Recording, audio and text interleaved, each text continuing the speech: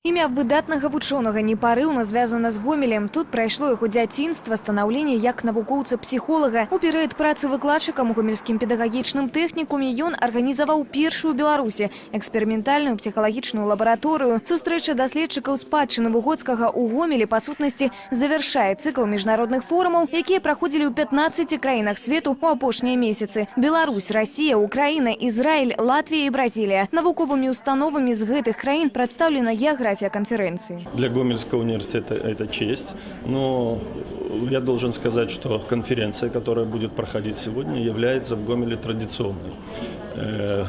Например, в 1996 году в университете проходила часть крупного международного конгресса психологов, который проходил в несколько этапов. Первый этап был в Москве, второй в Минске и, наконец, в Гомеле. И с тех пор подобный форум психологов стал в университете традиционным.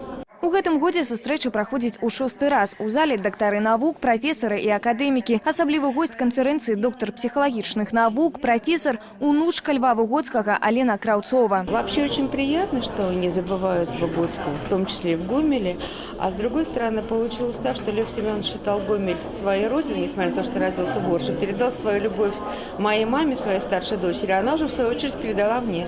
И первый раз я сюда приезжала с мамой, и сейчас я уже стала привозить своих детей тоже, чтобы, соответственно, вот тогда, когда не смогу приезжать, они знали, что есть такой замечательный город Гомель, где чтут их родственников. И вообще город совершенно замечательный, совершенно замечательными людьми. Навуковыя працы Льва Выгодскага, якім ужо больш за паўстагоддзя, не страчваюць актуальнасці і ў нашы дні. Распрацаваныя ў свой час тэорыі змогуць дапамагчы бацькам і педагогам у выхаванні сучаснага пакалення. Яны могуць быць выкарыстаныя ў вырашэнні шэрагу надзённых праблем 21-го стагоддзя, напрыклад, уздзеянне сродкаў масавай информации на развитие детей. Сегодня в век информационных технологий, в век, когда знание становится набором фактов, а не умением видеть мир, вот эти основания теории Льва Семеновича Выгодского имеют, я вам скажу, не просто актуальное, а первоочередное значение для развития сегодняшнего социума